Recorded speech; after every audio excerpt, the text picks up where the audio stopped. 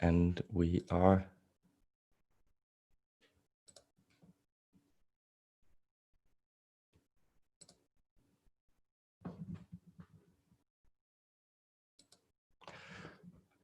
live. Great, guys. Oh, and then I need to switch it off here in order not to have a crazy making burp in my headphones. Excellent. So glad you can join us, and for those of you who haven't been here before, I will just say, so on the Zoom call you can simply so Umblam will come forward and he will ask one of you to ask questions, and then sorry, I needed to get rid of a technical difficulty there. So I'll jump into to the trends and call Umblam forward, and you can ask questions here on the Zoom call. And you can also, if you're watching on YouTube, you can post them in the chat, and then I should be able to get them there. So hopefully everyone will get their questions answered, and I hope you're all doing all right in these crazy times. So with no further ado, guys, I'll call in Umblam and let me know if there are any technical difficulties or you're having trouble hearing me or anything.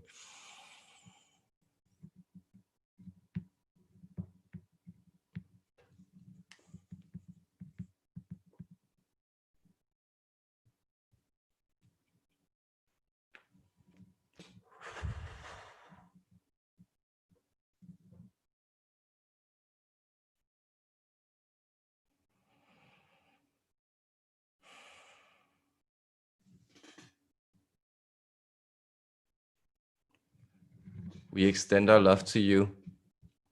I, Umblam of the Arcturian Collective, I would use the human phrase that I have looked very much forward to this day. That is to say, I bring myself and my highest excitement to this creation that is about to take place. And of course, from our perspective, we already see the notes and different harmonies that are playing out in this interconnection of consciousness. And we would like to offer an opening statement. That is, I, as a representative of the Arcturian Council, I would like to shed some light on the energies that are taking their toll on your planet and your personal experience for a lot of you in this time. We mean not only physically, many of you are receptive to the energetic changes, and you are going through phases of shifts both in your outer reality but also within, and you may have been feeling a little stressed or overburdened in these shifting times. We will remind you that everything in this universe is essentially imbued with a personality. And these personalities, they extend not only to the natural world or the human world or the world of otherworldly species, they also extend to such concepts or ideas as your nation states. And notice for a long time the process that has been going on your planet is that your planet has become more and more interconnected. It has become more of a global unity. Some even use the term global village as it was coined in the 60s. This is to a great extent true, but what has been going on with the coronavirus is also a counter reaction to this phenomenon. And now, to an extent, the planet has lost its head. That is to say that the energies are different in different nation states at this point. That has, of course, always been the case. But for a long time, it has been as though, and notice we are speaking to you in English, this new strange world language that everyone is accommodating to. It has been as though those nations, they have been the head of your planet in many ways. but we point to such factors as the Brexit and the internal crisis in that country you call England.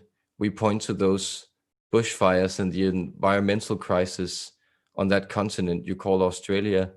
And we point to that turmoil, social, political, and in the individual lives of the American people. Those are all signs that the planet has to some extent lost its head. That is to say, that frenetic chatter that often keeps you preoccupied or makes you turn your attention away from the immediate signals of your body. And now, as the head is rolling around on the floor, trying to understand the pain of separation and realign itself with a new type of identity, the rest of the planet is in that sense bewildered and becoming aware of the immense pain that is lodged in your collective body. So these purgings, they will take place differently depending on where you are situated, both on the planet, in which country, but also in what environment you yourself find yourself in at this present moment. Notice the call to shifting physical environments will be present for many of you. And we implore you to try to envision a benevolent vision of those collective energies that have also tormented you. That is to say that your collective culture or your national identity is in many ways also an impediment to seeing yourself as a full and whole creature. But there is always a positive image residing in that energy that brought you up and made you a functioning being as a part of a culture in this world. So we would advise you to, for instance, connect to the landscapes, connect to those energies that do not change and that reside in that work you walk upon, that earth you walk upon. She is reaching out to you, and her energy is reconnecting you to that truth you felt so long ago and that you still remember once the chatter of your mind ceases for an instant. We thank you, every one of you, collectively and individually, for finding yourself here in this present moment or for attuning to this message later on. Know that as this transmission takes place in words and video transmitting technology, it is also an opening of your energetic field, and we are transmitting quite specific light codes from our vessels situated around this planet at present to all of you, and you will sense this as an opening in your neck area will be the place where it is most likely to be noticed for you. We will offer you the perspective of turning your attention to this ring of tension that you can perceive sitting around your central neck, and then envision that as a ring that is pulsating and opening up those centers in order for you to breathe more freely, and that will bring in the light that is already blossoming within you. With this opening statement, I would then like to ask if any one of you would like to come forward and pose a question for me and for the Arcturian Collective.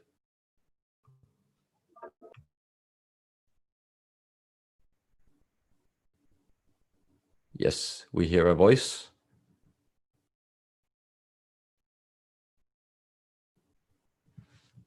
We think we will go live to one of these questions on the YouTube, and we hope that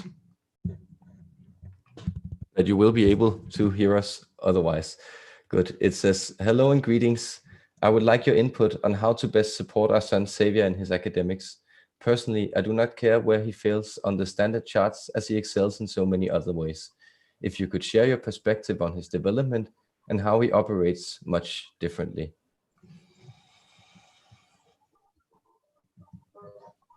Ah, yes, we sense this little soul called Savior in his present incarnation, and notice that this X that opens his name is a good passageway into his vibration and being in this moment. That is to say, he is a lively little fella, and he's not that necessarily that focused on that type of learning that goes on in his school and in most of your school systems at present. It is quite, in the new energies, it is in many ways quite an, we would say, almost unreasonable task posed to many of your children, that they should be able to sit still and receive in for so long a duration of time daily. We can, for instance, draw on the experience that this vessel we are coming through used also to at some point work as a teacher, and he noticed that he himself and his colleagues had a hard time actually sitting still and listening to somebody for 90 minutes, even though that is often required of people in that age. So we would say the best thing to do now in his case, and you can use this as a general advice for children who seem in some way healthy but maladapted to the patterns, that focus instead of the actual camaraderie of the school system, that is to say, focus on that place where he is also going to fit in the most positive sense, that is to learn how to accommodate himself with other beings and express himself in a collective environment along with others. And that is a quality that he can focus on in school. And then we would say, focus on instead stimulating the skills that are already seem to be present in him. Because what you will find in future years is that your idea of appreciating skill as such will become quite different from a point now where you sort of treat education as you treat deeds to landholdings. It's something that a person accumulates through time or hard labor, and then they have a deed, and then they can prove to others that this is my little closed off area of expertise. And what you will see instead is that humans will be prodded into constant development, as many of you are also seeing. And this also means that it will be better for you to find the places where you feel you can have an expansive skill, that is to say, something that is valuable to you in your exploration of your relationship to that medium you're working in. And that can be anything from dog walking to geology to painting. So anything you can think of that is actually calling you, but it is better to cultivate an ongoing interest that is driven not by the standards of academics. But we will, of course, then remind you that this will receive quite a lot of friction, we sense, in that school system in which this little boy is present. So that is what we will offer on this. And then we will say, we actually hear a voice now. So if someone has a question, you are more than welcome to ask it. Greetings, it's Salish over here. Yes, greetings, Silis. It is a pleasure to connect to you again. Yes, and mine as well. Before we go any forward, that noise you were hearing is someone thinking they're having fun. If you would like to come back on and switch off the XX, that's pornographic video. Someone's coming in. Okay, I'm very glad you say that. Okay, so listen, this is the channel. I'll jump back. I think what I will do is, at least if it's okay, I'll simply transfer the rights to you, and then yeah, I don't see it. Oh, here's the XX. XX, yes. Yes, remove, and we should actually report them, but we don't have time for that. And then Sailesh, I will make you the host. So if someone for some reason wants to tinker with the stuff we're doing here, then please throw them out. And okay, see you on the other side, guys. Thank you so much for that, Salish. You're welcome.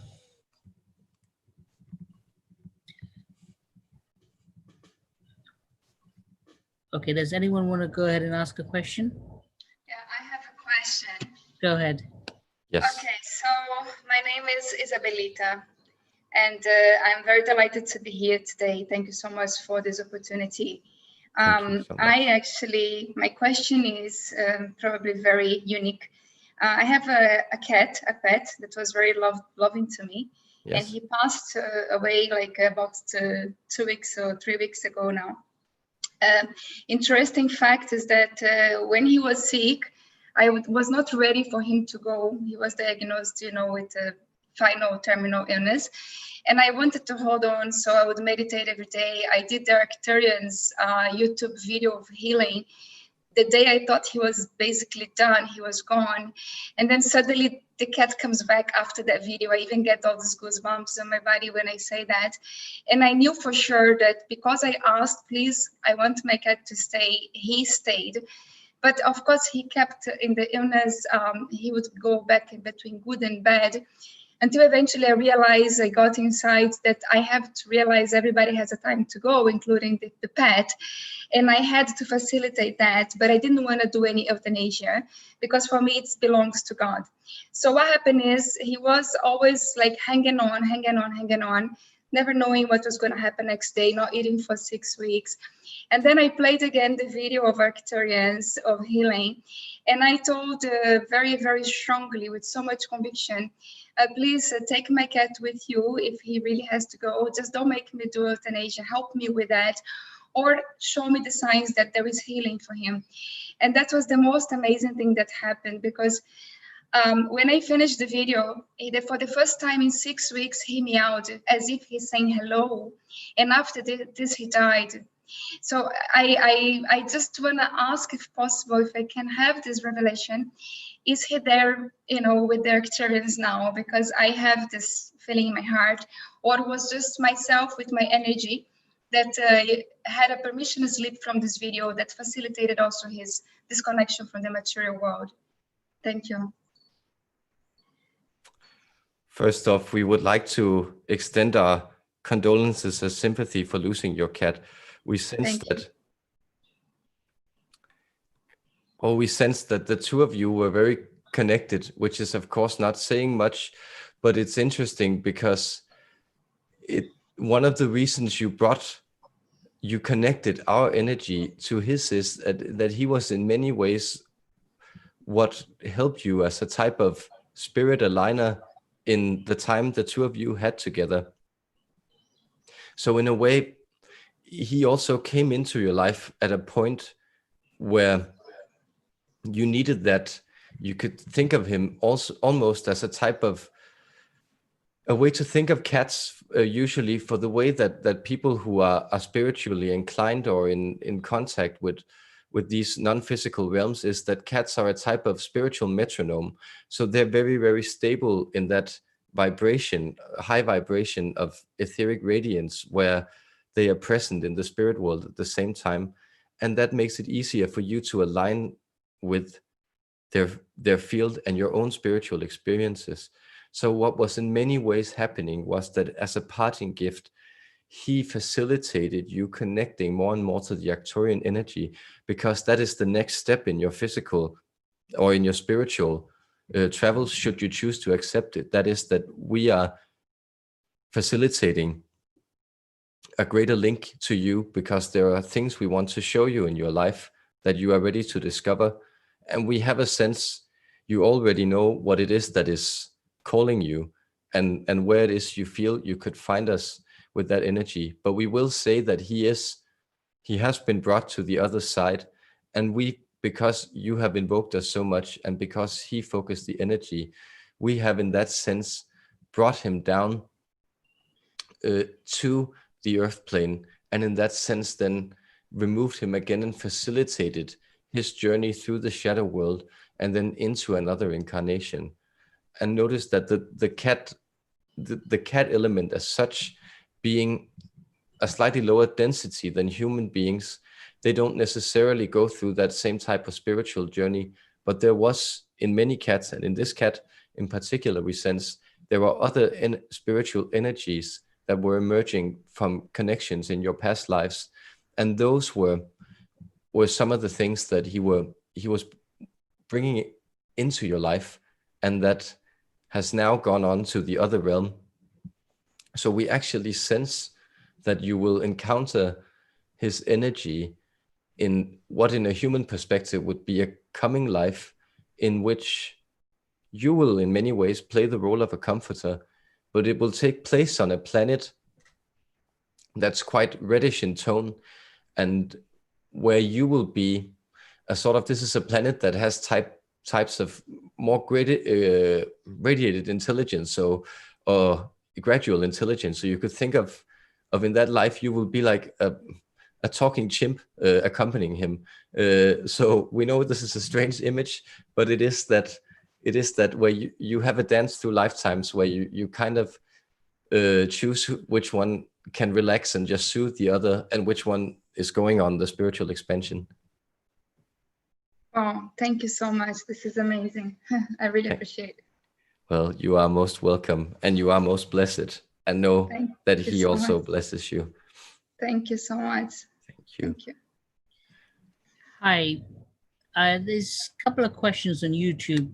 Do you want to take one from the YouTube first and then go on to someone online? Oh, well, it is. Thank you. Thank you. Yes, we can do the YouTube question, then we will see. Could you tell me the beings who were working with me on top of Mount Blanca and the details of upgrade I was receiving?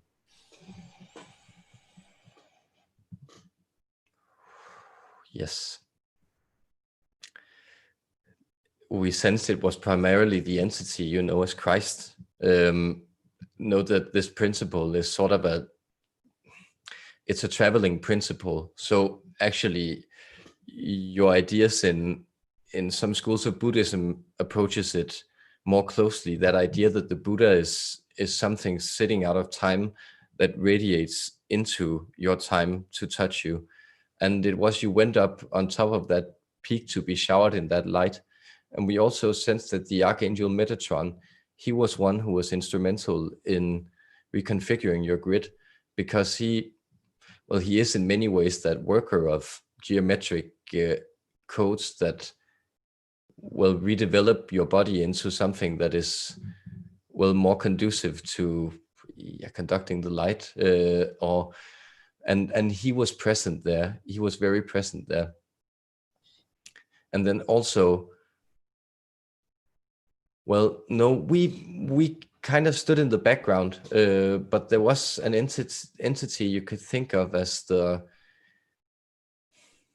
green blob. It's a kind of loving energy that has spent a lot of time in other worlds where it has just been sort of flattened out, and that energy was. We sense, yes, it's because this is related to cannabis. So it's that energy of, that's in one way very relaxing, but in another way also sort of an impediment to that formlessness that your life may take on through emerging into that green blob. And that was what, in many ways, that Christ and Metatron, they were working out of your field, because this is something that isn't serving you to the extent that you feel it has earlier in your life. So that is the answer we will bring you. And yes, then we will ask for a question from the audio Zoom call. Hi, anyone want to go ahead for a question? Go ahead. Oh, okay, Shane, and then Laura first, and then Shane. Yep. Shane can go ahead. That's okay. Go ahead, Laura. Okay. Hello to you, and I just want to give you such gratitude to both the channel and to the collective for your generosity of spirit to share this time with us. Thank you. Thank you. And we are very glad to hear that it is serving you, and we can deliver that message for the channel as well, that it is quite important to him to have that reflection that this energy is reaching somebody, and that it is actually benefiting the collection as the collective as a whole, because of course our agenda is in many ways to have further interactions with humankind and to offer our support, vibration, and love to those of you who may. So we are also very happy that you find yourself here. So I have three questions, two for people that cannot be here and one for myself. So perhaps I can ask one and let someone else go and then come back. Well, yes, you are kind. I am sure we will get around to the questions. So bring them forward. Okay. So first, my cousin is simplifying her life so that she can focus on using her gifts to be of service in the world. And she would love any attunement you could do with her or any guidance she might have to offer on her path forward. Her name is Felicia. Well, we sense, yes, and thank you for offering us her name. We also would remind you that it means she who is happy, and that is not a bad thing to focus on. And we know this may sound as generic advice, but in her case, it is really that sense of following her bliss, because that's what she's already stepping into. It is that she has already taken that decision that she wants to change up, and we would like to also remind her that in these times that there is no better time to change up than right now, because you are all creating this change on your planet, as every one of you is affected by outside circumstances. You are finding that what is actually then the consequence in your personal life is that you are finding the need to actually change yourself into a life that you can better stand. So you could describe it in that sense, that the global crisis or virus scare, and we remind you still that it is still a type of scare. That is to say, of course, people are dying, but many other people, or many more people, have died from other diseases without this scare. So it is essentially you reminding yourself that now is the time to change into that reality, because you have been caught red-handed looking at those things you were doing that you didn't really appreciate doing, but you just weren't aware. So we hope that is an advice that will reach her, and we sense that it will actually help her to have that reminder that she's already changing. So she might as well just go with the flow. Yes, I think it will make her very happy. Thank you. Thank you. And my next one is for my son. He Yes. is studying physics, and he dreams of traveling to the stars as well as inventing things that will help the suffering of humanity. And so I asked him what he might like to ask, and he gave me a science question. Would that be all right with you? Yes, that would be perfectly fine. And we cannot vouch for our ability to comprehend it through the immediate information that we have access to, but we are always able to read the energetics of these questions and bring forward our perception in that sense. So yes, please put the question to us. Okay. It's something that I think we don't know, that humanity doesn't know yet. He wonders, what's the underlying mechanism and geometry that gives rise to the probability amplitudes we observe for particles? Yes, could we have that question repeated one more time, please? Of course. What is the underlying mechanism and geometry Yes. that gives rise to the probability amplitudes we observe for particles? Oh, this is an interesting question. We would say,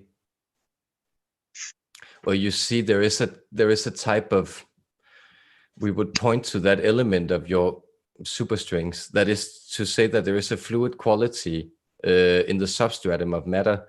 There is an energetic level below where matter becomes visible or even observable, or is able to be implied by physical experiments. That is to say, below the quantum level, there is that stringy level of existence.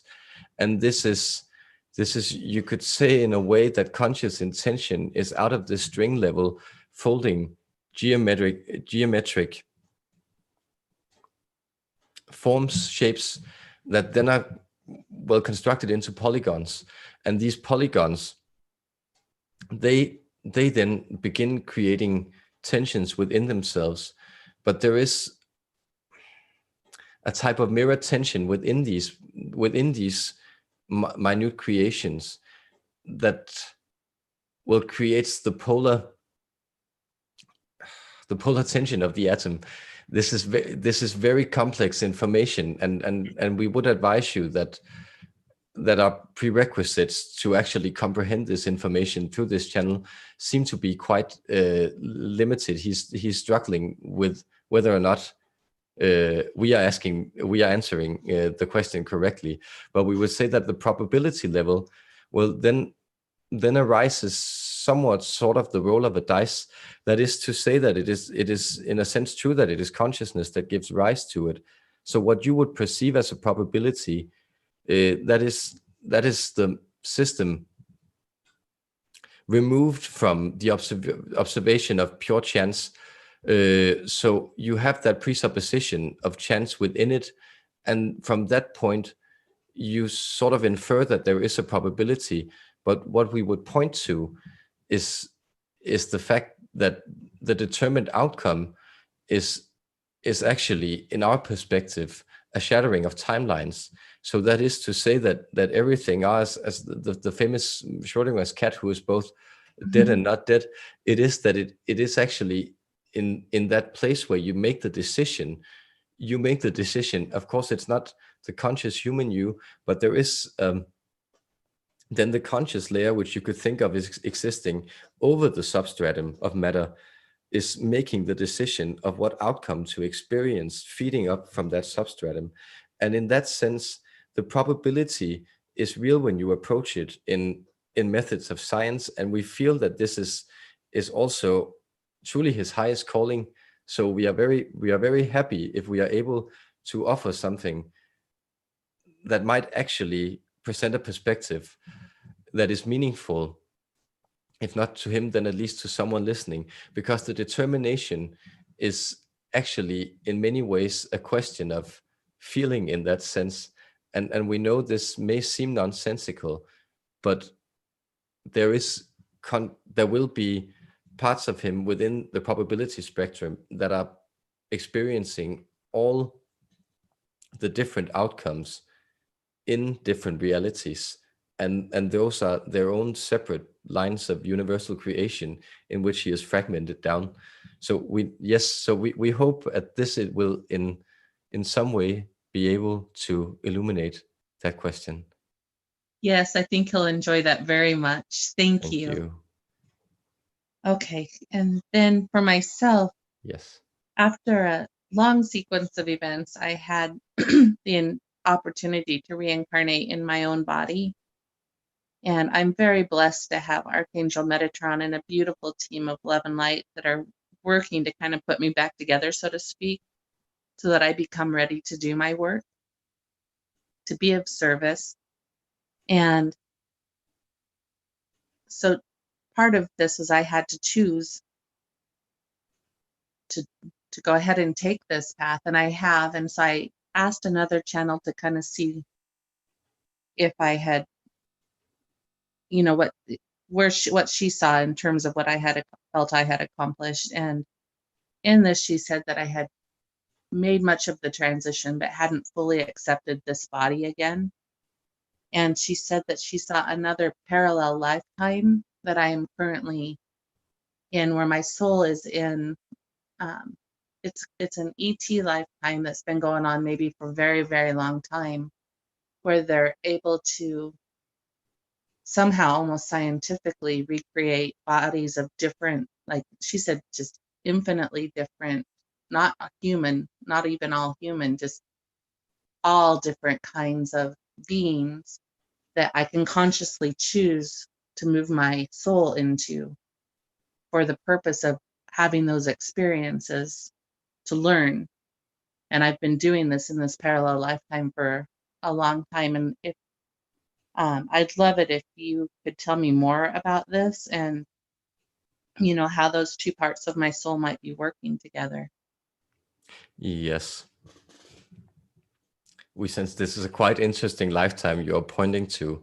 The immediate physical image that's being presented to us is it's kind of it's almost a snake-like creature, but it has legs almost like a millipede, and then a trunk-like protrusion in front of its head. And this is simply one of the shapes it takes.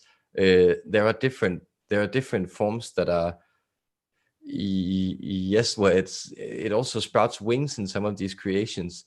And notice what you are pointing to is actually also with Archangel Metatron and your formulation that you have both reincarnated, but also that you are able to create.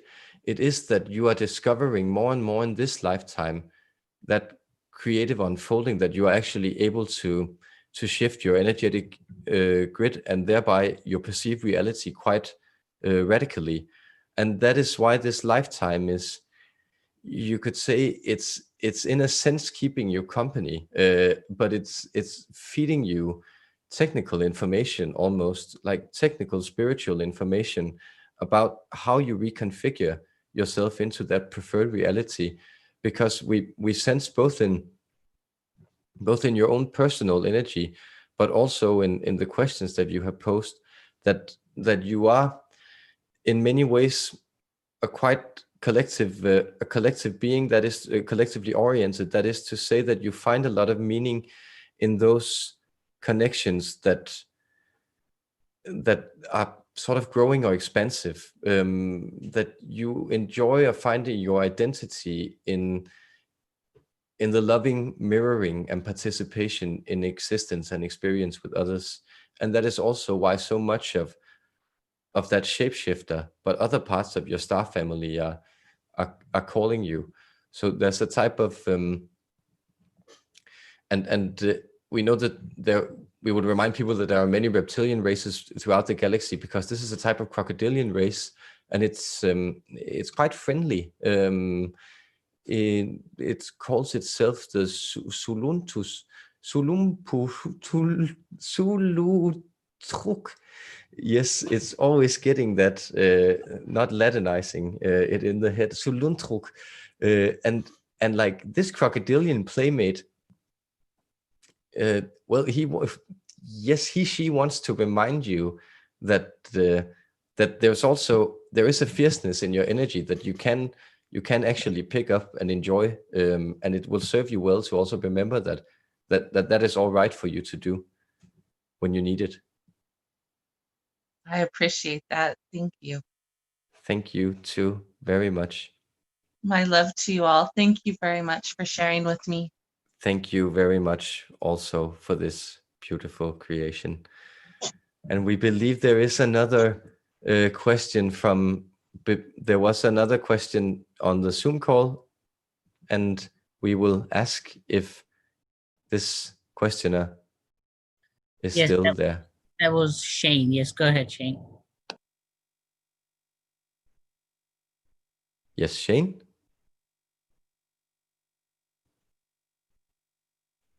Yes, we assume Shane will return to us. Then we would ask for your patience. Oh, sorry. Can you hear me? Yes, we hear you. It was on mute, so this is my first time doing this. So I don't know if you can see or hear me or both. Well, I'm hearing you, and then I'm sensing you energetically. Yes. Okay. So all the others can hear me as well. That's fine. Yes. Yeah. Okay. Great. Okay. So yeah, I'll try and make it quick. But it's a personal question, because about 10 years ago, I was, had experiences and experimentations with DMT, and ever since then, on and off, like not through voluntary means, but I've had various states of altered states, out of body experiences, to kind of fully brain breakthrough experiences, going through astral realms into kind of like a psychedelic hyperspace. Yes. The most memorable experience was when I was in hospital about a month after I was experimenting with DMT. And this was the one experience where the experience was kind of overlaid. I was in the hospital room, but it was kind of overlaid. So I would open my eyes and I'd see everyone in the hospital bed and the hospital room close my eyes, then I'd get the visuals, and I'd open my eyes, it'd be overlaid.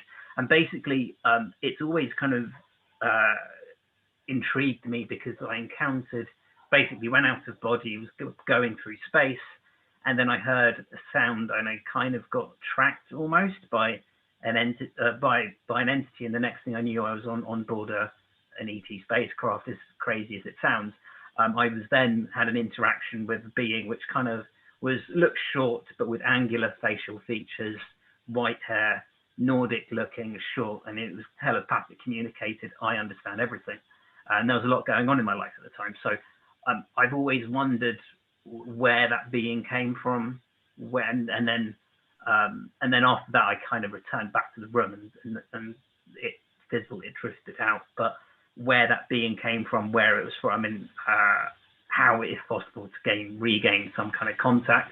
But since that point, I've had kind of more sleep-based, out-of-body, altered states experiences, kind of going to sleep, and then you kind of enter this, you hear the classic kind of buzzing sound, you go out of body, you sometimes see myself outside of my body, going through the astral realms, the psychedelic mandalas, and even, so the classic kind of experience. But that was the one experience that has always intrigued me, because it was very vivid, and it happened when I was awake. And I've always wondered what kind of that being was, where it came from, because it wasn't really a reptilian or a grey. It had like the kind of larger eyes. That's how it communicated through the eyes. But I just wanted to know what race that could have been. Yes, it is. First of all, we would thank you very much for posing your question, and remind you that you are among friends, and this is exactly one of those gatherings that arise where people who have these experiences are ordered to also realign themselves with reality by, yes, reaffirming their experiences in the reflections of others. The entity you met was of the race known as the Nordic Pleiadians. So it was a Pleiadian being, and it is quite interesting that you should put this question forward, because the channel has a friend who has had the same experience after have done many DMT experiments. He had the experience of being taken aboard a Pleiadian spacecraft, and they're being communicated with. But this question, and the channel is quite connected to this race as well, and he also has a guide from them. So it is quite easy for us to tell that he was called he was essentially called, you would maybe think of it as Jorgen. Jorgen would not be bad. Again, a type of Nordic sounding name, and well, the reason he communicated was with you had heightened your vibration to that point where, and actually let so much go of that state, that faculty that people often term as mind. So that valve that you control partially yourself, that you had kind of put aside, and that meant that you were able to have these very vivid experiences. Because notice, it's quite, and this is a very, very new area within human experience, but to us it's a part of that natural unfoldment where you raise your vibration to a level where you can become aware of these creatures or these entities. Because most of us, the Pleiadians, are also still, they are not fully ascended. That is to say that they are in many ways, these creatures from this point, wanting to communicate with you in physical manifestations. And but they are ascended beings. That is to say that they can shift in and out of time spaces, and they can shift themselves into these hyperspaces that DMT allows you access to. If some are unaware, DMT is essentially a psychedelic compound which is present both in the human organism, but it is ubiquitous in nature. And it is because it is one of those links, and in the human body and metabolism, it is the prime link that connects your vibration to your spirit. That is to say, if you weren't vibrating at a certain ratio, you would with the DMT levels in your body, it would become impossible for you to sustain mental activity, because your mind is actually a receiver. So what is happening is that vibration is being, for instance, your memories is being vibrated into your mind and then being interpreted by the physical levels. And DMT is as a sort of a vibration regulator in that sense. So you had brought your vibration to an extremely high level during this experience, and you are in many ways spiritually still there. And we sense, and we would remind you that these experiences are the signs of a very powerful healer or sorcerer or shaman, or you have different terms for it. But a person such as yourself who has these experiences is essentially becoming initiated into that secret world of order and illumination that lies behind the chaos of immediate reality. And we would simply, well, we would thank you very much for the job you are doing, and we would advise you to reach out to this entity, Jorgen, because the reason that this contact is also manifesting for you is because he says that he's very much willing to, should you call upon him in those travels or in those states. So if you sit down or you lie down and you close your eyes and you breathe deeply and go into that space because you already know the vibration within you, then you can call on him and he will actually come and then accompany you. And then you can choose, so he can show you and explain you what went on those ships, and he can take you to the ships and show you some cool features. But it is also possible for you to, for instance, receive energy work for them. And should you want to channel him, that would also be something that would be very immediate in your own personal expression. Well, yeah. Thanks for the time and information. Really appreciate it. We thank you also for such an interesting question. And we would then turn our attention to the YouTube and see, here is a question. Hello, so glad to be here with you today. Is my pineal gland open activated? If not, what can I do to do so? Bernice. Yes, this individual, Bernice, and thank you for your question, that is asking, we sense that your pineal is approximately 62.13% open, which is quite a high level. And notice that it is the level that has been most helpful to you. So returning, there is an order to these things where often, even when you get out of sync, pertaining to the last questioner, it's still an experience that you want to have of being out of sync, and you are quite well in sync because it has been rising. Usually the pineal is, well, 100% activated would actually mean that is something that it usually becomes at the moment of death or moments of very strong illumination, but it doesn't stay that active. So what you could aim for if you want to raise it higher is, yeah, we sense chlorella and spirulina, so those type of algae products would help you do that. And then, yes, filtering your water would also, we sense, be good in your situation, and maybe adding a type of crystal that holds special significance to it can be that permission slip for you to heighten your vibration in that sense. But we would remind you that what we have given you is a quite high number, and it will rise in harmony or with your process, and also it can be difficult to have your vibration raised to that level where you feel a little out of bounds. So no, it is progressing quite as it should be. Yes.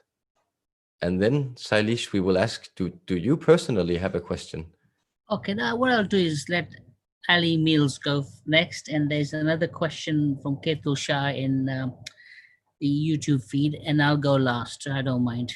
And yes, and afterwards, kind of also there's one more question Isabella wants to ask as well. So I'll leave that to you. Yeah. Yes, perfect. Thank you. Go ahead, Ellie. Thank you. Hello, Arcturian friends. Thank you so much for this. Thank you so much for this. I'm so grateful. And I love all the questions that the other people have asked as well, because that's kind of, yeah, it's a very creative, co-creative gathering, and I'm enjoying it very much. And so, yes, because of the questions that other people have asked, I'm thinking, yeah, I think I'll ask about me. Yes. I'll ask and ask for, because I'm having a lot of fun lately with you and the Galactic Council, and really being of service, which I love so much. And so, yes, I welcome any insight, any understanding that you have that would be helpful to me, so that I can be, yes, doing an even better job. And yeah, like Bernice was asking about her pineal gland, and then you gave all those like wonderful tips about water and algae. And so yes, you, I put myself in your hands to provide whatever healing insight that you have. Yes. Like, we will remind you to tickle your feet, or get your feet tickled. So that is to say, and that could be like soft rocks, or like green grass is also a good idea if you can catch something before it gets too cold outside. But it is that sense of being tickled that is actually quite good to remember, is a positive feeling. You may remember, well, from all your lifetime, that it is quite different how your attitude is depending to the situation, whether it's really uncomfortable or whether it is something that actually brings you in a good mood. And that is what we are reminding you, that it's actually the interaction that we are having with you, and the Intergalactic Council, the larger star family we're a part of, that they are also having with you, is in many ways, it's a tickling awakening. So it's reminding you that your inner core is actually, we believe perhaps the term would be sanguine or sanguine, so quite bubbly and quite happy and quite cheerful, and that's that playful attitude, that it would be good for you to remind yourself that you actually never really lost. So yes, play more. And with that, we would say, also in your case, eating an apple a day, if you could remember that, that would also be quite, also as a good ritual, we sense. So at one point in your day, just eating an apple, and we would offer you to always select the apple that you most want to eat. So no stale apples, no forcing yourself to eat apples, but eating an apple that you would enjoy each day. That would be a very good advice. Wow, that's so simple. Yes, it is very simple. That's so simple. And I was doing that today. So yes, today I did have my feet on the grass, and I encouraged the other people that I was with to do the same. And that's exactly what I did with them. Yeah, it was like a transmission of joyfulness and playfulness as we dissolve the forces of darkness. Yes. Yeah. See how that works. And we would remind you that notice that the light also, because it's interesting that the channel gets kind of distressed when something like people posting naughty videos on this Zoom call happens, because it's quite inexplainable to him. But to us, it's very obvious that energetically there always needs to be a little dark to accompany the gathering of light. So when we are unfolding the light, it will always, attract that. When you turn on the light, you will also start to see the dust in the corners, and that's very good to remind you that, but you are actually spreading the forces of darkness simply by just then allowing yourself to have fun as you did. And yes, see how that simplicity is working, that it doesn't need to be more difficult than that. Yeah, well, I feel it's the key, isn't it? Because we can't overcome something with the same, if we're in the same energy. And surely one of the most powerful tools of control and suppression is all the fear and sense of hopelessness. That is, yeah. That's how we are enslaved, really. Exactly, because notice what it is, always authority, and that vibration of confrontation and control is always looking for an excuse to yes, strengthen itself, and it does that by reaffirming and that the world is dangerous, and the world of course seems dangerous, and notice that since everything is a point of perspective, then from then it can be hard when you are actually able to enjoy yourself by having bare feet in the grass, to see yourself in that perspective where you're also seen as a dangerous person who doesn't take life seriously enough to really keep things going the way they're supposed to. And that is simply, that carelessness is a much better response to yes, the frown of authority upon what you are doing. So we would just, yes, we would very much say that we are just so happy that you're spreading the light and helping us do the same. Well, what I said to these beautiful souls that I was with today is that sending love to those who are in positions of power and authority, making terrible decisions on an hourly basis. Yes. To just send them lots of love. That is the most subversive thing we could possibly do, the most rebellious thing we could possibly do. Exactly. And it is that, and notice that how many times that this message of love has somehow detonated your culture, because when people are able to perform that feat, it is something that is awe-inspiring, not only to the people who are around that type of forgiveness, sacrifice, love, altruism, caritas, care, what you want to call it. Well, it is, but it's something that also has ripple effects down throughout time.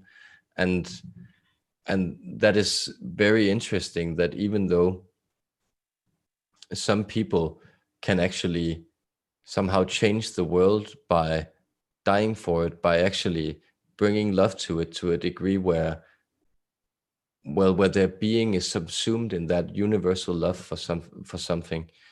And it is something that is still going on today, and that is happening to a greater and greater degree. And so there are things that can't be kept down, and we would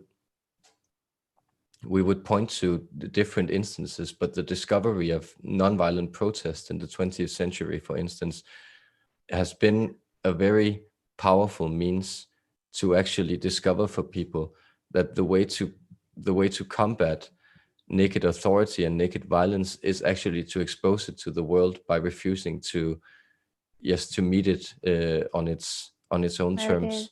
Yes. Yeah. Wonderful, thank you. And so I just have one more question Yes. before I hand you over to all these other lucky folk. Yes. And that is, yes, when you were asking answering the people's question about their son, I would just love from you a check-in with Jamie. Who's the little boy who I adore, but we are separated from one another for quite some time now. And so, I just would love to know how he's doing. I was delighted to hear that he has friends at school, because when I was looking after him, he had a terrible time at school. So I would just love to know. All the children are starting to go back to school here, and I want to know what that's going to be like for him, and if he's excited and happy because he has good friends and nobody's being horrible to him. Well, we would, and we don't mean to bring you down, but we would say kids are kids, and a lot of that experience is also that the things that children are actually able to interchange energies that for adults would be completely inexcusable. So, for instance, for you to get in a fist fight at lunchtime with somebody over some silly misunderstanding would of course be a major event in your life that would really tell you that you were on the wrong track. But for children, they find their joy in extreme experiences in another way, because they are searching, what they are kind of pushing life to where it hurts them to a degree. And of course, this intuitively, that in a sense you need to also you need to keep a 2-year-old from from hurting themselves, but at the same time they will constantly get hurt, and that's meaningful for them to get all those scrapes and bumps.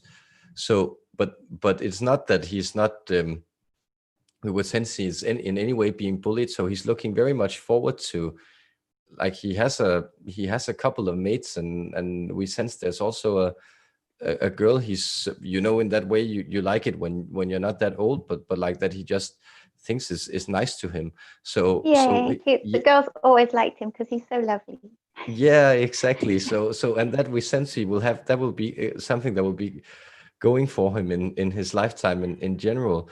So it's he is looking forward to that. He's not that much looking forward to the curriculum in particular, but again, as we also mentioned in that earlier question, it is simply that the institutions of schooling have somehow not kept up with where people are actually at in their lifetimes. And this will also be something that changes radically, because you're moving towards a place where people are always learning, but they are never in that sense being taught.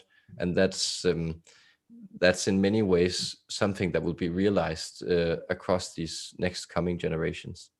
Yeah, and soon, I hope. But he's very bright, so and he's a genius at maths. Is he at least enjoying, and he loves space, and so is he at least enjoying the things that he's learning? Well, yes, it says like I would say it's more it's more the physical limitations of him being in the classroom in that sense, and not being able to choose his physical reality, which is a kind of a normal thing to experience. But we sense, well, yes, his relationship to numbers is deepening. So he's having that sense of wonder. It has in no way, it hasn't been taken from him, and it won't be taken from him in this lifetime. So what you are pointing to is something that will be sustained within him, because he has that bright little light within him that can't be extinguished. Thank you so much. Thank you so much.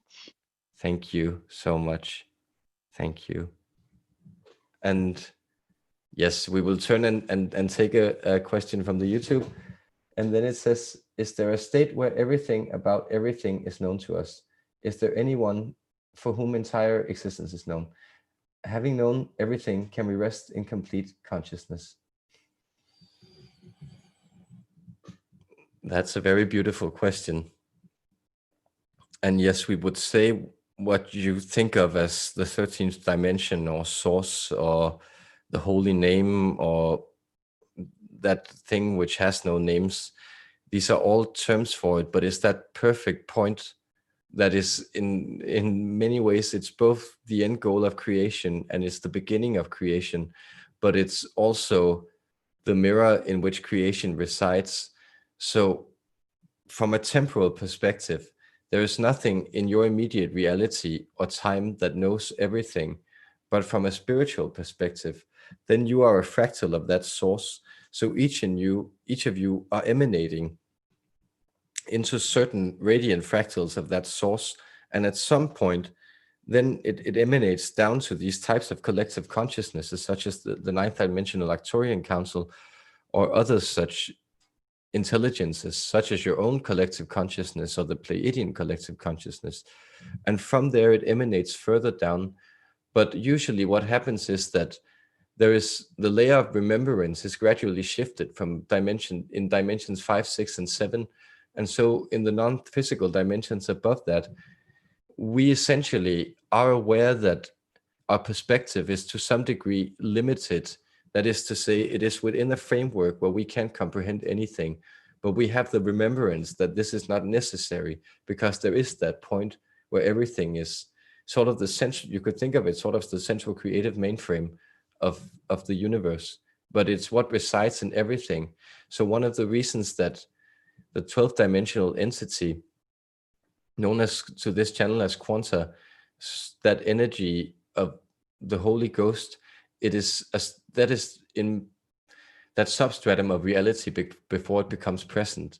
And that is also an all-knowing energy. So in every shape that is taking, there is a sense of knowing where that shape will go. And you could think of, Well, such a philosopher as Plato, for instance, his vision of the world of ideas is also interchangeable, this world of ideas, but there is a sort of knowledge fed into existence from that higher source. And in some traditions you call it God, and in some you call it Brahman or whatever, but these are all something that's pointing to that realization. But the way in your present experience where you can easiest access the wisdom of the divine is to listen into your heart space and let that circulation of energy, that admixture of energy from the lower senses and the higher senses take place within this alchemy. And then you will feel that realization of knowing everything, but only knowing what you need to know in this special moment that you find yourself in. Yes. Yes, hi, greetings. Greetings. Okay, I'll keep my questions short because there's a couple more on YouTube, and also Isabella wants to answer. Oh, that is kind of you, but yes, but we will take the time to answer the questions if in any way possible. Okay, then I shouldn't feel guilty. Okay, thank you. Yes, exactly. Okay, my question is gonna just to do with a lady asked earlier on, to do with the pineal gland. What is the status of my pineal gland? We would say your pineal gland is approximately at the same level. We would say 64.72% is the number we're getting, which is also quite high, which means that you are experiencing quite an influx of spiritual experiences. So it's interesting how all these things tie in synchronistically, because as you may know, the pineal gland it's responsible for regulating a lot of things in your metabolism, but it is also that thing which is able to disperse or allow for greater quantity of DMT to be released to your neurotransmitters and throughout your system, and the neurotransmitters lodged within your abdomen and other places also. And that is why that you are also experiencing, well, both we sense your dream life has gotten quite vivid, so your spirit guides are they're quite tangible to you. You can actually sense them and integrate and communicate with them if you choose to. But we also sense that your body may have been feeling, we would say, almost short bouts of illness throughout the year, but something that's quickly passing, and that's very much related to that opening of your pineal gland, which is also then often, in a sense, pushing out toxins of the rest of your system simply by heightening your vibration. I have for the last year and a half a bloated stomach, and I've been through a lot trying to eliminate everything, but at the end I don't know why I still have it. Bloated stomach. Exactly, and there is partially an energy that you are containing down there. And notice that what is often opposite to the energy of the higher mental spaces is the lower energy that is inapproachable. So where you can actually, it's quite easy, but identify and dissect issues in your mind than the issues that stem more for the energetic flow in your body. And we would actually say, and we know this sounds strange, but it is that you need to allow yourself to make money or to earn money. And we don't mean that because it's almost impossible to imagine you in this lifetime developing a greedy character, because that's not simply not aligned with your body. But what this is also revealing is that an energy of the second chakra, the orange energy of the energetic spectrum, when you approach it with colors, is kind of holding on to itself, and it's holding on to itself because it's also afraid that this process you are undergoing will destroy it. So you need to reassure it that it will be fed. And we sense that if you could feed it with, we would say, we sense like somewhat heavy vegetarian dishes. So for instance, dishes of brown rice or beans or lentils, which is actually, we also know, can, if you have a bloated stomach, it can be, or cabbage, it could be quite uncomfortable to ingest these substances that produce flatulence, but it will actually be healthy, because then you remind yourself that you don't need to contain that energy within you. You can actually let it go. And a way of doing that is also to allow prosperity in your life to take the form of simply currency or money. And we know there are a lot of light workers who have issues with this, and we would also like to, well, to in many ways commend you for that, because of course that's also a way that leads to ruin once you pursue it. But it is, for a lot of you, also healthy to remind you that it is okay to enter into open exchanges with others, and it's okay to exchange value for value, and that there is a fluctuation and a circuit and in life that will provide you with that energy flow. So you are allowed to let things go and then accept them into your life. And we would, just as an interesting general note, notice that character, the American president of Donald Trump, is also termed to some degree as the Orange Man. And it's interesting that this energy seems to provoke so many visceral responses in people of one kind or the other. And it is exactly in many ways because there's a lot of that visceral energy in that individual that is being exposed, and it's bringing forward, well, for some people, what they feel they lack and they want to identify with, but for other people, what they also want to reject. And then you could say, so try to find your, in a way, your inner greedy child, and also allow it to actually play a part in the experience of your whole. Okay, strangely enough, I've had two dreams of Donald Trump, and they've both been benevolent and very benevolent, and oh boy, and very enlightening for me as well. Yes.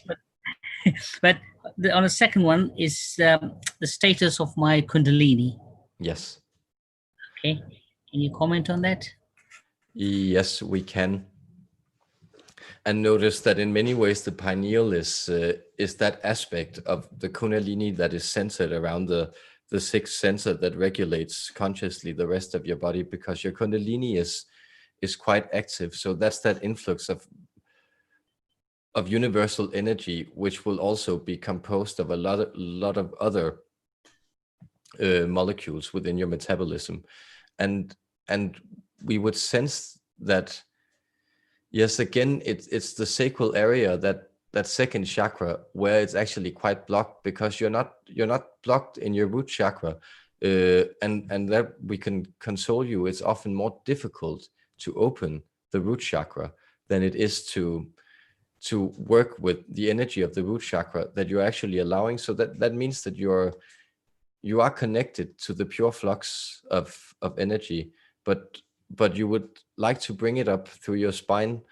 And in that sense, other type of relaxations that would be good for you. But we sense different types of hip openers, and we believe such a pose as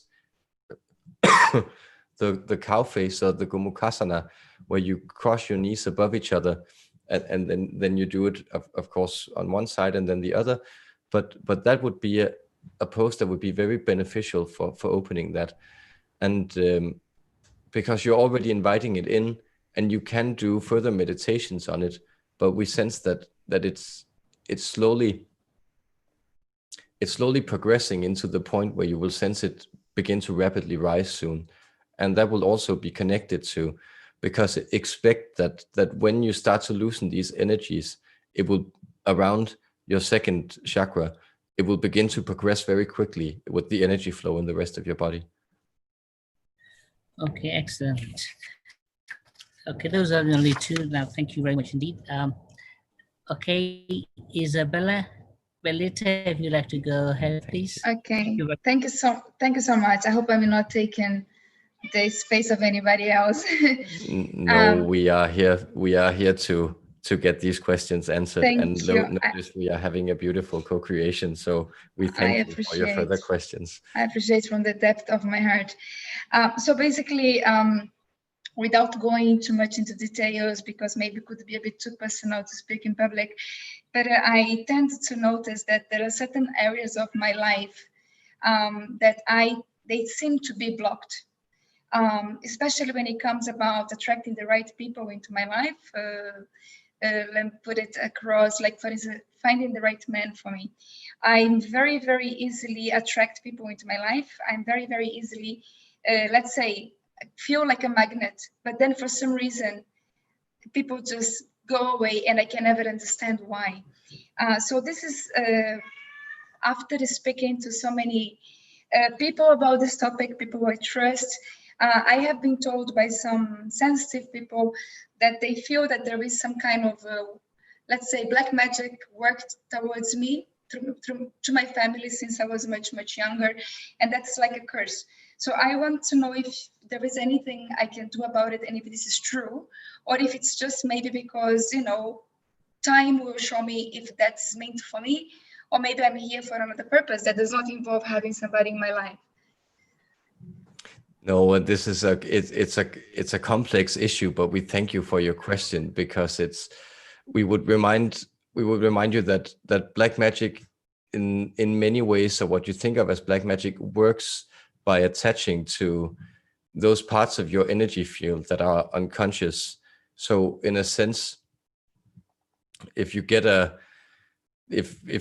unexpected bill in the mail, then this can also be a type of black magic, where there's something that you were unaware of that actually attached itself to your energy field and then started somehow reshaping it without your knowledge. So we would remind you that there is not a curse as such connected to you, but it is true that there is a type of misaligning in your vibration, which is manifesting as that sense of people coming into your magnetic field, but then being somehow ejected from it again. And what is in many ways going on for you is that there is a conscious intention of love, and there is also and we also sense that you actually have the energy or the capacity to say no or reject or eject people from your life that aren't necessarily good for you. And of course, we encourage love and understanding between individuals, but a part of that is also maintaining your boundaries. And we sense that is not actually the issue for you.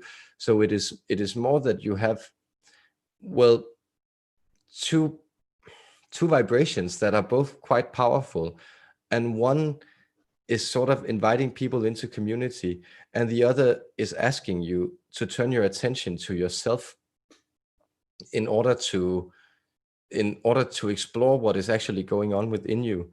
And we sense that it is a need to integrate these two aspects of yourself, that is to say, to accommodate that thing that is rejecting people, and to try to talk to it and understand what is the purpose you are serving here, what is you want to direct me to, because we sense it almost as a cobra-like energy, that you will be quite possessed and quite poised, and actually emitting sort of a type of, yes, almost fierce awe, we would describe it as. But then sometimes you strike and people become very disconcerted, because it's not a vibration that's necessarily allowed into your conscious side, so it explodes. And this is also a quite normal pattern with people who are very attuned to the light, that this is the way that their darkness then needs to come out and be integrated. But the way that you will discover that this tension eases in your life is that we would say, go more into that space of solitude. And we don't mean that you should necessarily reject people, but it is that you should allow yourself to be your own curiosity and interests, to be your own highest priority for a while, and then see if that doesn't actually do something for for the way you feel about interacting with others. Okay, fantastic. I think I probably had this intuition, which is great to confirm that it's because I need to go more into my inside of myself. And it's been the last few months amazing journey for me that I started meditating daily, and it's become literally like my anchor. So I do recognize that if I maybe have somebody else I need to give attention to in my life, then maybe I would not be discovering the things I'm here to discover, and also to be of service, because that's my biggest like joy, to actually be of service and eventually become a public speaker and writing a book about these topics as well. So I believe probably this is the reason that I would love to be able also to have somebody in my life that can help me and can be part of this journey as well. So I believe this is gonna probably pop up at any time naturally then. Yes, but notice that this is, for instance, the truth that is communicated in the sentence that we believe in English. It must be something like seek ye first the kingdom of heaven, and then the rest shall be granted unto you. So the sense that when you actually go within to find that space where you're in alignment, you will discover that those things, by releasing them, you actually bring back into your life. So there is that paradox that when you actually, for instance, turn yourself to meditation, which is an inward practice, you are aligning more with yourself, which means that the relationships that will then materialize in your life at some point will be relationships that are far more meaningful to you and that are in accordance with that inner vibration instead of that vibration that you are projecting. Very good. Thank you. Thank you so much. Appreciate that. Thank you. If you have any recommendations or any kind of suggestions, anything I can do to improve my vibration, I'm very much looking forward to improving my vibration so I can start manifesting, much more positive things. Yes, we would say, yes, for you, we sense it would be good to remember to spend some time with trees. So essentially, go to the woods sometimes would be good, and make yourself like spend that hour there in the woods, just walking on the path, staring at trees, and maybe you spot a beetle or some other kind of animal, and then that will be a very good way for you to start approaching that inner space of that thing that is eternal within you. Fantastic. Thank you so very much. Much love to you. Much love to you. Thank you. Namaste. And then we will see the YouTube questions. There is known existence and unknown existence. Through spiritual evolution, we reduce the unknown portion and increase the known portion. Is there ever a point when everything is known?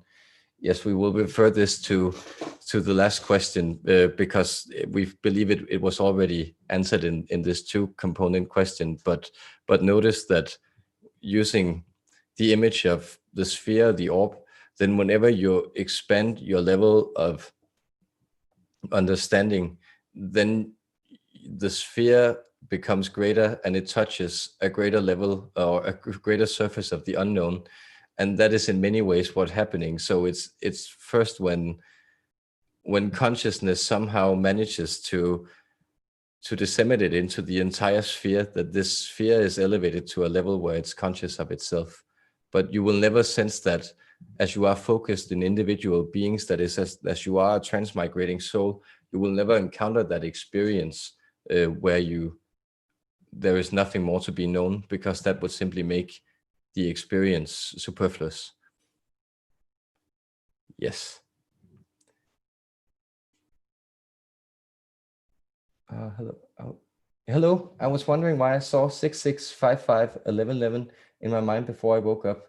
Is this a light code or angel number, or does this hold no significance? Oh yes, we would remind you that it's the 6655 is also 1111, so it's actually 11. It's actually 1111. So the 6 with the the 6 with the 5 is an 11, and then the 6 with the 5 is an 11. But the reason you experience this way is because the numerology is signifying to you that you are going through that harmonious 6, which is the path of the world. That's why it's also associated with, well, with the devil in Christianity. It's because it's the number of material completion.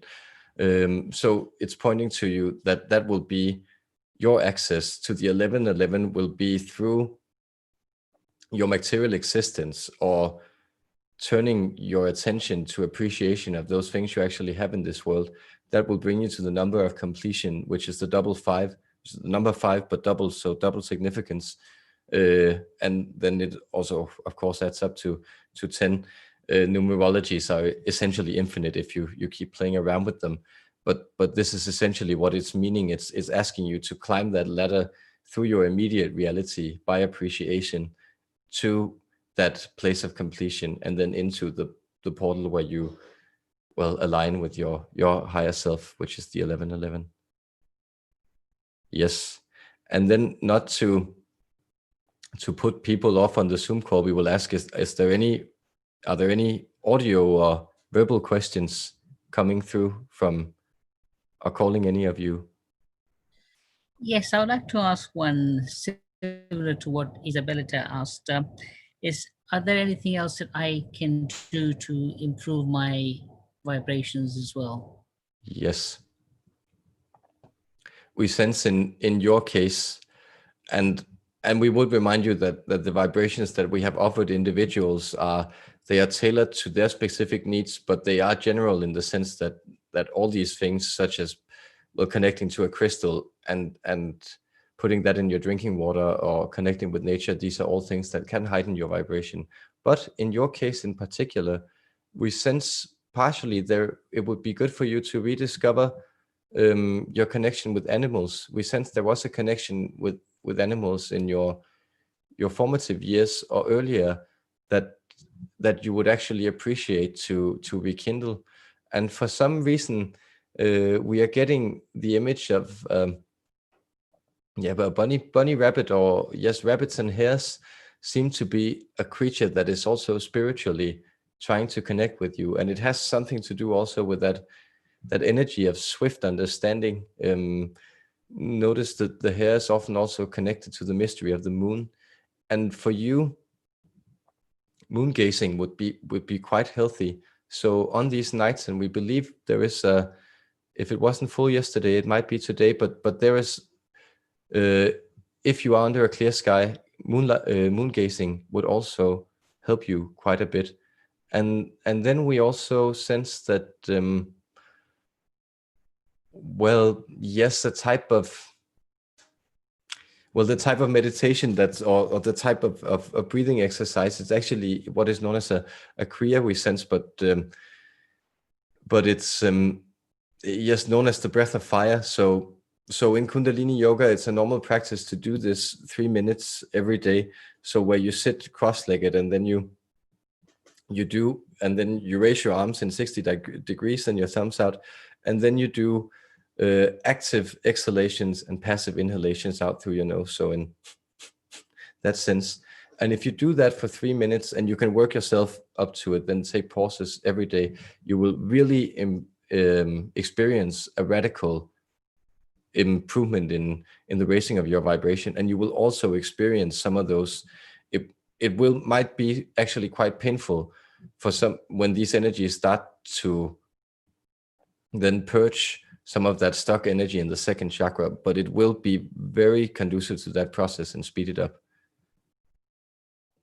The fire breath meditation, yes? Yes, exactly. No, I know exactly the one you're talking about. Perfect. Thank you. Thank you very much. And we will turn and then say, there is a, can you give any guidance to those of us who are dealing with lingering childhood traumas and are re-emerging to be cleared? That's a beautiful question. We know that it is an experience. It is simply a part of coming to this earth plane that you are going to be hurt, and children are hurt as the recipients of the traumas other people have undergone that they haven't processed. And that is in many ways the experience of, some traditions call it karma, others inherited sin. But that idea that there is a type of evil running through the human experience that blindly hurts people. And there is a great understanding to be had in the ability to, let us say, depersonalize that evil, to say that it is actually a force of blindness that is running up against life and then trying to destroy it in order to actually destroy itself. So the people who hurt you in their childhood, they were people who were themselves at the mercy of this force and seeking a short respite from it in the act of hurting others.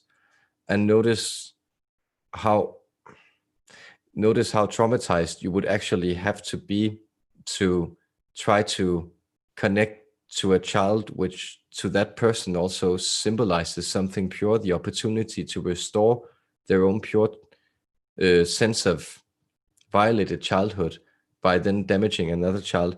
That's a very terrible thing, which brings the lessons it brings upon this individual spiritually and karmically are not someone that you would, if you knew the full implications of them, wish on your worst enemy. It is a type of torment that extends through worlds. And when you think of the hell worlds, for instance, everything extends infinitely in every direction. And usually what happens with people who have undergone this amount of pain is to get to that point where they can release into death. They go through, well, types of purgatorial experiences which seem like eternities for the dying spirit and which are very, very, very painful to relive. But notice also, we will remind you that there is an eternal grace and light streaming from the source. So there are no places in creation that were meant to simply torment souls forever. There are also no places in creation that were meant to please them forever, because none of these things are actually conducive to the furthering of the universe. But we would remind you that you are actually in a different place, and that is why it is coming up for you and you are able to process it, is because you are so distant from the trauma and you are so able to actually view yourself in a perspective where your life has gotten gratifying and meaningful, that this thing is calling you to be released. And what we would say is that the comfort that that child was missing in that situation, you are now there to give that child comfort. So find that hurt child within yourself and then make sure to shower it with love every day and assure it that nothing that was brought upon it of this evil that runs through the world was ever its fault. And that is what we would remind you of on that quite emotional note that we know is also a part of the hardships of human experience. Yes. Question. I'm wondering what your perspective is on so many children who are remotely e-learning due to COVID-19 and having to be sitting in front of a screen for most of the day as opposed to attending physical school.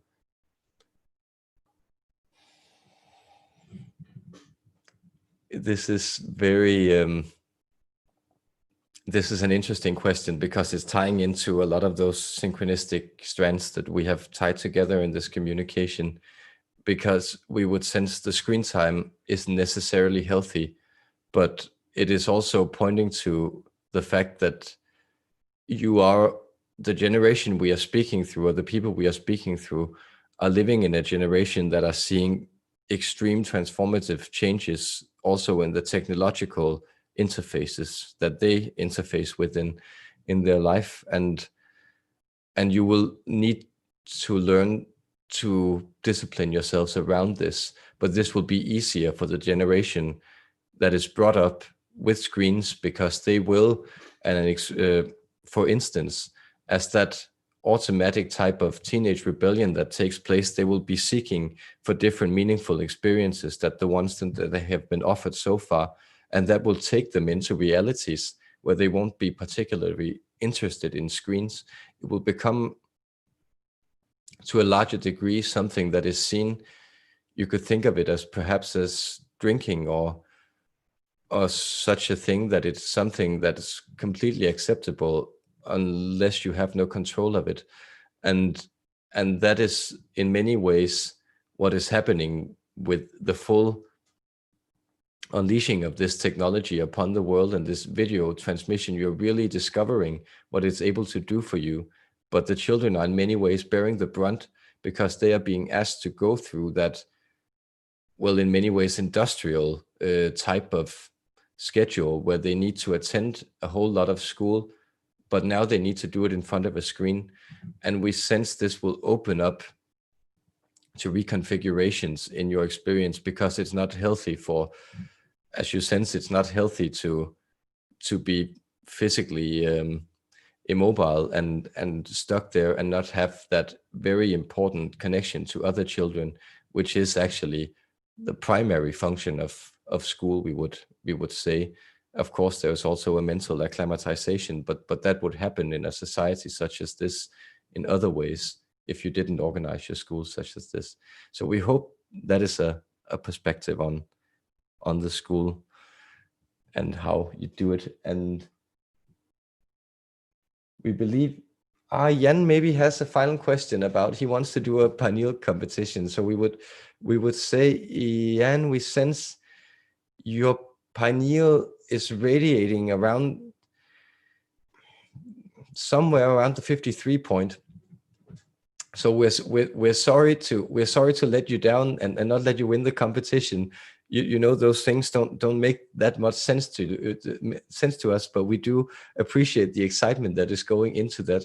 But notice that then what is happening to you is there is a type of,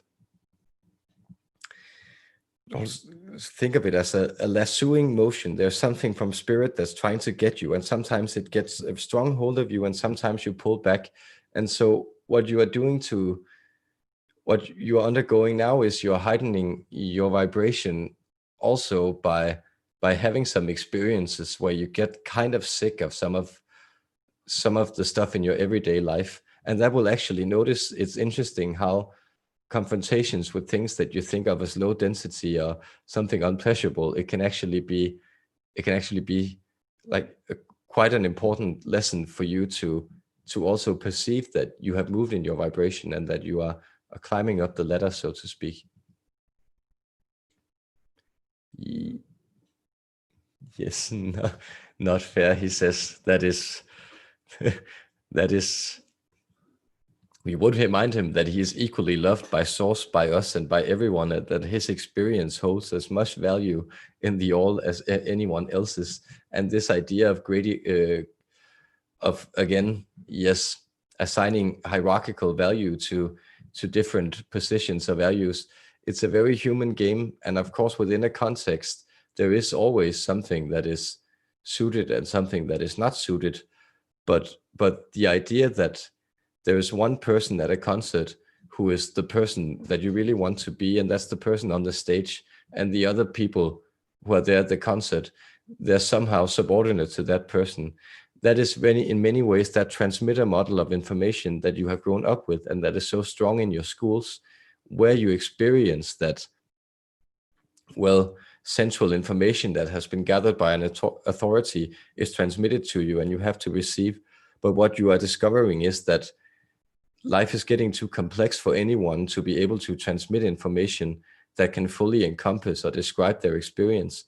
And so what you need to enter into instead are these, well, co-creative illuminations where you participate in yourself as that self of many that you actually are, and you participate with other people in trying to explore the world. And then notice that a medium for this, for instance, that system you call YouTube, is actually something that is turning into that. So where everyone that is participating, or many that are participating in it, are at the same times a receiver and a transmitter, and then the energies inform each other and interchange. So yes, with that answer, then we will answer. Are there any more questions from the Zoom call? I would like to ask one more, if I may. Yes, certainly. So I had always thought of ego as being a function of the mind of human incarnation, physical incarnation. Yes. But in what I've experienced over the last few months, I've started to realize that perhaps, maybe not at the oversoul level, but as, well, I guess I'll just ask it this way. Is ego a part of the function of our individuation from source, so that if we're not just in that source level energy, ego does work with us on some level? It's a good question. It is a good question, and you could perceive it in some way that the darkness is also there to serve the light, because it most certainly is. It would be it wouldn't be in accordance with the human project, or what is attempting to be attained by the human experiment as such, from that you are attempting to attain by the human experiment from an oversoul perspective. That wouldn't be possible without the assistance of the ego. But there is a type of guys, please shush, please, just please. I'm gonna have more voices in my head. My life's a nightmare. Can't do anything. Oh, it sends. Oh yes, I think she muted now. Huh? Oh, return to the question.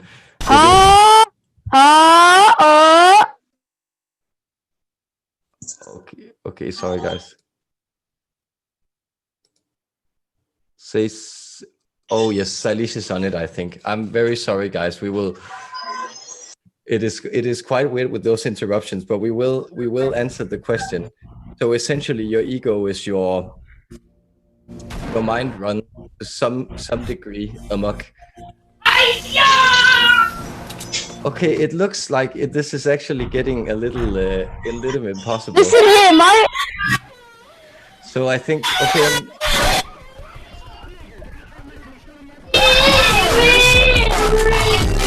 Oh yes, sorry. So Salish, could I get you to?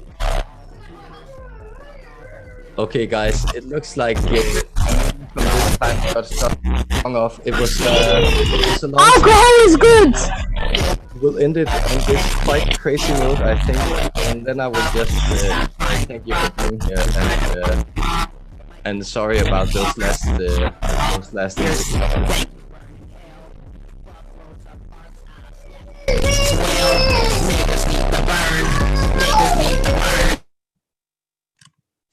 Okay, yeah.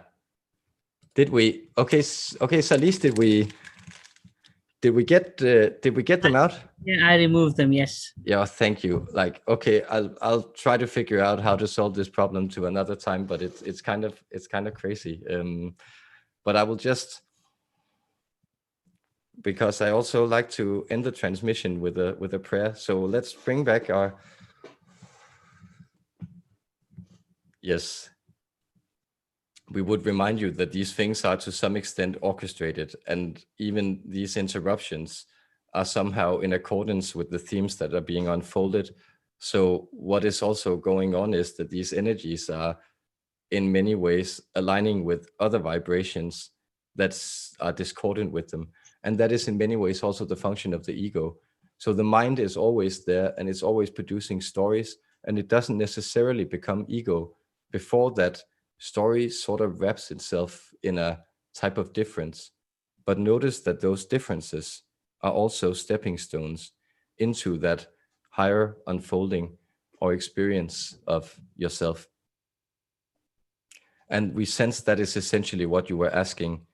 And yes, yes. And we hope that our answer will be discernible, even though there was a slight interruption. But we are very happy to be able to also leave you with a prayer of light for you. So that we will transmit now.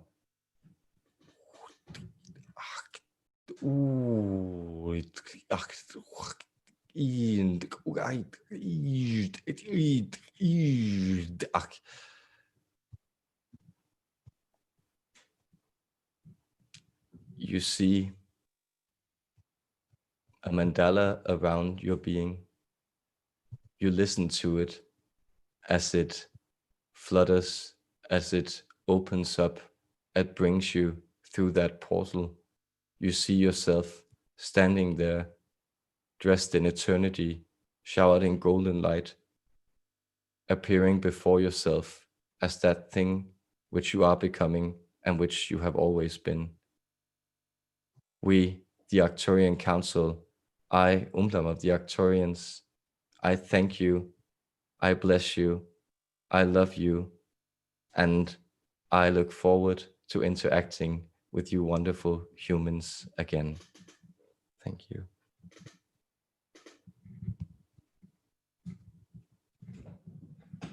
Thank you so much. Thanks, guys. It's what a like. Yes, besides a few technical difficulties, I'm so glad you showed up, and what a beautiful session. Like I'm buzzing with all the energy and lovely messages that they brought through. So happy that that you guys also enjoyed. So well, have a lovely night out there, or day if that's where you are on the planet, and then just many blessings and love. Please let us know how to connect with you personally. It would be lovely to understand about your work and if you have private sessions. Oh yes, okay. Thank you for asking. I do. So you should be able to. You can find me on through my homepage. For instance, most of it is in Danish, but if you click on channeling, then it's in English. I'm reworking it. It's Mundaeon, so MUNDAEON.com. Sorry, I'll have to type it as you say. Just a moment. Can you tell me again? Yes, it's MUN and then a D, an A, an E, and an ON. Yeah, I will also type it in the chat now. Oh, please, yes, thank you. Yes. So there it is. There you can. Perfect. Thank you so much. Perfect. It'd be lovely to connect with you and to explore more of your work. Thank you so much for that. Perfect. And thank you so much also, guys. And yes, I am open for sessions. So if anyone is up, then you are more than welcome to reach out. Yeah, yes. I found your website, and you're right. Click on the English and it's fine. Yes, I'll be in touch with you for a session, definitely. Yeah, me too. Perfect. Lovely, guys. And hopefully we'll see each other at another live stream too.